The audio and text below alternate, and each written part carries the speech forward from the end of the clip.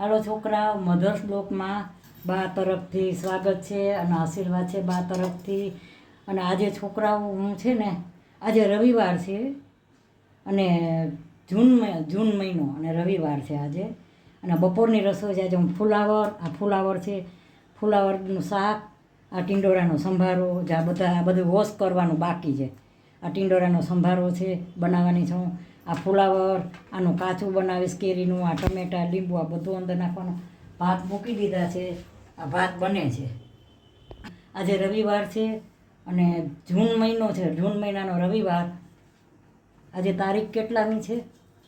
આજે 2 તારીખ છે, 2 તારીખ અને રવિવાર, જૂન મહિનો. બપોરની રસોઈ બનાવું છું. હવે આ બધું સુધારીને વોશ કરી અને પછી આગળ બતાવું છું. હાલો, ભાત બની ગયા છે.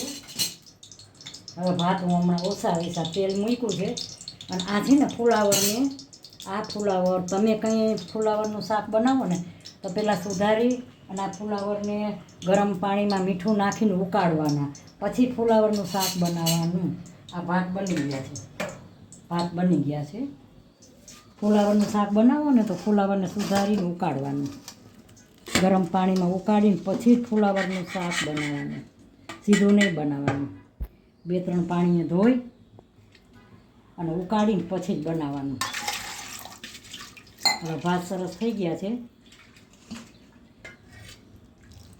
હાઈ ક્લાસ થઈ ગયા ભાત જો. અને હવે હું છે ને શાક વઘાર્યું છું. હમણાં શાકનું તેલ મૂકી દીધું છે. આ ફુલાવર બટેકાનું મેં મીઠું નાખીને ઉકાળીને પછી 2-3 પાણીએ ધોઈને હવે હું વઘારીશ. તેલ મૂકી દીધું છે. હાલો, હવે આ શાક હું વઘારું છું. જ્યાં જીરું મૂક્યું, આ જીરું, આ રાઈ, આ ફુલાવરનું શાક છે. પાણી આપી જાય, પાણીમાં હિંગ નાખી, પાણીનો ભાગ હોય ને.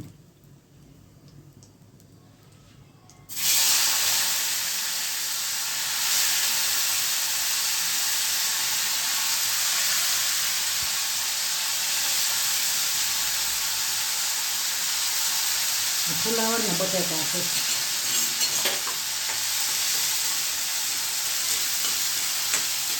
ફુલાવર બટેકાને તમે વઘાર સરસ કરો ને, કેવો વઘાર વઘાર એટલા જ કરો ને, બહુ શાક સરસ થાય. વસ્તુ એની હોય પણ બનાવવાની રીત, વઘાર દેવાની રીત, એ બધું વ્યવસ્થિત હોય ને તો તમારી રસોઈ બહુ સરસ થાય. જો આ મીઠું નાખું છું,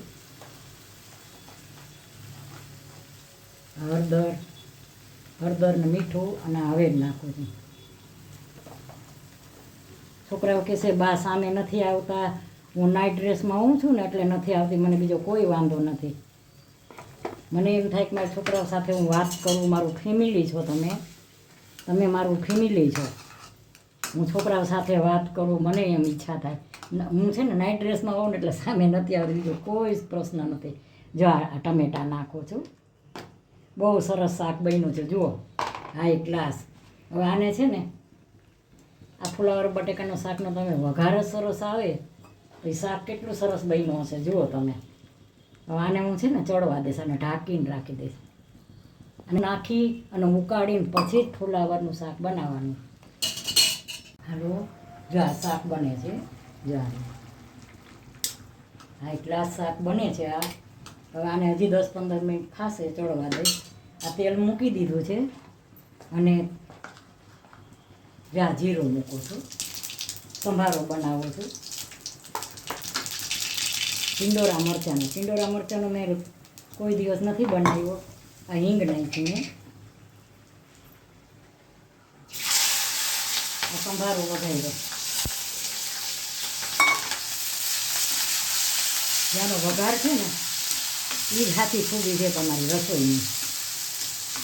વઘાર તમારો સારો હોય એટલે રસોઈ સારી. જો આવા ટમેટાં,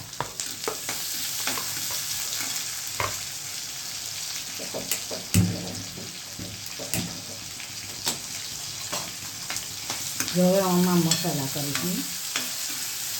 છોકરાઓ કોઈ પણ મારો વિડીયો જોતા હોય, ગમે જગ્યાએ, UK, લંડન, અમેરિકા જ્યાંથી મારો વિડીયો જોતા હો તો મારો વિડીયોને મારા મધર્સ બ્લોગને લાઈક કરજો, શેર કરજો, કોમેન્ટ કરજો અને સબસ્ક્રાઈબ કરવાનું ભૂલતા નહીં અને મને સપોર્ટ કરજો. આ કોબી મરચાંનો સંભારો વઘાર્યો. હવે જો આમાં મીઠું નાખું છું. મીઠું નાખ્યું મેં. હળદર હવે હું આમાં છે ને હવે જ નહીં નાખું, કારણ કે આ સંભારો છે એટલે કોઈ પણ માણસને તમે કાંઈ ન કરી શકો તો કાંઈ નહીં, ખાલી સપોર્ટ કરો ને તોય તમને કોઈ પણ માણસને તમે હંમેશા સપોર્ટ કરો, ગમે એ હોય, હું હોઉં કે ગમે એ હોય, તમે સપોર્ટ કરશો નહીં જરૂર તમને ભગવાન એની પુણ્ય એના આશીર્વાદ તમને દે. તમે ગમે એ રીતે સપોર્ટ કરી શકો છો, ગમે એ રીતે, પણ કોઈ પણ વસ્તુ માણસને છે ને તમે મદદ કરો, મદદરૂપ થાવ. મારી ઉંમર છે તો મારી ઉંમર પ્રમાણે મારે મદદરૂપ થવું જોઈએ. બચાવની ઉંમર છે તો બચાવની એની ઉંમર પ્રમાણે એને બધા વડીલને મદદરૂપ થવું જોઈએ. આપણો મનુષ્ય ધર્મ છે કે એકબીજાને મદદરૂપ થવું જોઈએ, કારણ કે તમે પશુ પંખીને બધાને જોતા હશો એકબીજામાં કેટલી માનવતા હોય છે, એ ઝુંડમાં જ હોય છે. પશુ પંખી જોજો, માણસો હજી એકલા હશે, પશુ પંખી હંમેશા ઝુંડમાં હશે. શું કામ?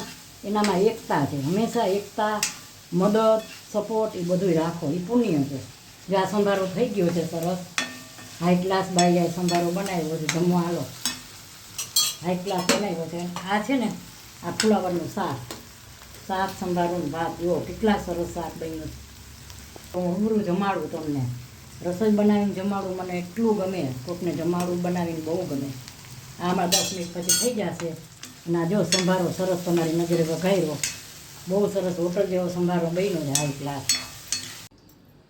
હાલો છોકરા, મધર્સ બ્લોગમાં બા તરફથી મારા બધા સબસ્ક્રાઈબરને, મારા બધા નવા સબસ્ક્રાઈબર, હમણાં સબસ્ક્રાઈબર કર્યું, અગાઉ કરેલું સબસ્ક્રાઈબર, બધાય બચ્ચાને બા તરફથી આશીર્વાદ દઉં છું. અને મારા તરફથી યાદી સુધાબેન મહેતા તરફથી.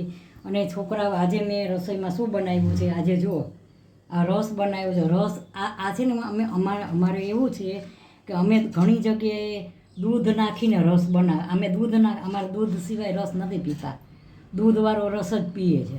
એટલે મેં એવી રીતે બનાવ્યો છે. નકરો રસોઈ બને છે એ કાઢ્યો છે, નકરો અડધો કાઢ્યો છે, અડધાને ફાવે છે. આ ભાત બનાવ્યા છે અને આ સંભારો, ટીંડોરા મરચાંનો સંભારો કર્યો છે, ફુલાવર બટાકાનું શાક કર્યું છે. જુઓ આ કેરીનું કાચું હાઈ ક્લાસ બનાવ્યું છે.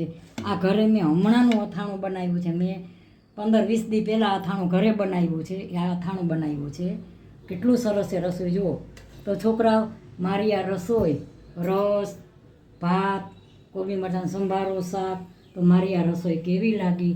સારી લાગી હોય તો લાઈક કરજો, શેર કરજો, કોમેન્ટ કરજો, સબસ્ક્રાઈબ કરજો અને મને આગળ વધારજો. મારી કાંઈ ભૂલ હોય તો સોરી કહું છું, કારણ કે ઉંમર છે 72-73 વર્ષની ઉંમર છે. કદાચ મારી ભૂલ થઈ જતી હોય, થઈ જ જાતી, માણસ માત્ર ભૂલને પાત્ર, તો હું સોરી કહું છું. અને જુઓ મારી રસોઈમાં ક્યાંય કમી હોય તો મને કહેજો અને મને આગળ વધારજો. અને મારો વિડીયો શેર કરજો તમારા મિત્ર વર્તુળમાં, તમારા સગાવાલામાં. અને મારી રીલ જોજો. હું બહુ મહેનત કરું છું, મને શોખ છે એટલી મહેનત કરું છું. એમાં મારો સમય, મારી ઉંમર છે એટલે આમાં મારો સમય હું ક્યાંય જાતી આવતી નથી, પણ આમાં મારો સમય હું પસાર કરું છું. આમાં મારું મન લગાવું છું એટલે મારો સમય જાય. ઉંમરવાળું માણસ નવરું હોય ને તેને કંટાળો આવે.